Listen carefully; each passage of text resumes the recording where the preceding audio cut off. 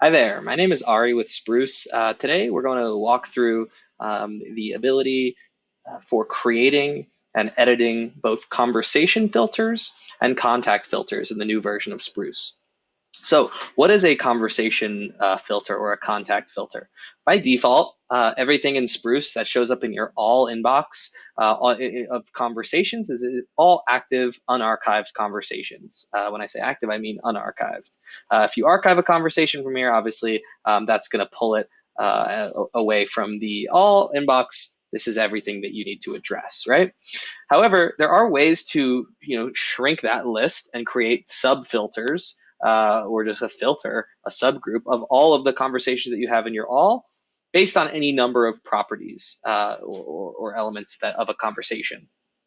And you can do that on your own here. You can create filters on your own. You can edit filters on your own of both conversations and contacts. So we'll start with conversations. To create a conversation filter, you click on the create filter option, and you'll need to give it a name. So let's say I want to take a look at all of my personal patients that I am the provider for. There's several ways I could do this, depending on how I use Spruce. I could use this tag function to limit the inbox to show me only conversations that are tagged with RE conversation tag. And then regardless of channel, which type of communication is happening here, regardless of the endpoint or the communication point, the Spruce link or the phone number, regardless of who it's assigned to, none of that matters. If it's got RE's tag, I want it to appear here, this RE conversation tag. That would be an example of like a tag-based filter mechanism. We can obviously combine any number of these as well, but I'm just going to walk through each one. So there's tag-based. We could do channel-based. So I just want to see a list of all of the calls and SMS in my filter here. So we could call this one my calls and texts. And then this would just be the channel calls and texts. I could further limit it by endpoint, but let's say I don't care which endpoint, which phone number is involved. I want to see all calls and texts that are going on at the practice, and I don't care who it's assigned to. This filter would show me that.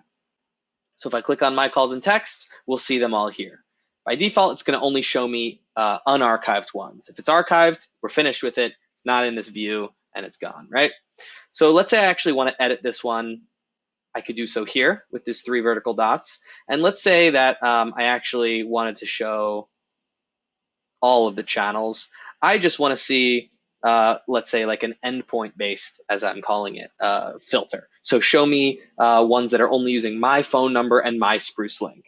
So if these are my patients, so it doesn't matter what type of communication it is or what it's tagged with, but I only want to see conversations that are using my Spruce link and my phone number.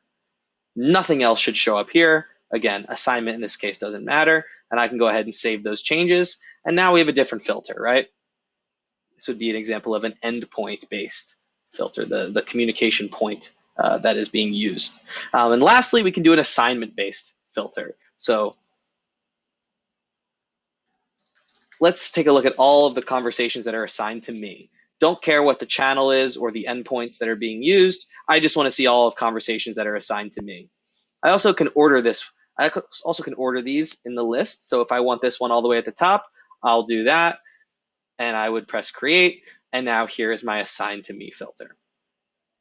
The contacts work more or less the same way, where you can create subgroups and sublists of your contact book. So you can create contact lists based off of tags of your contacts, the type of contact that it is, specific information that might exist in the contact, whether they've been invited to Spruce or not, on Spruce or not. Really, any property of a contact can be filtered, just like any property of a conversation can be used to create a filter. Thanks for listening. Have a great day.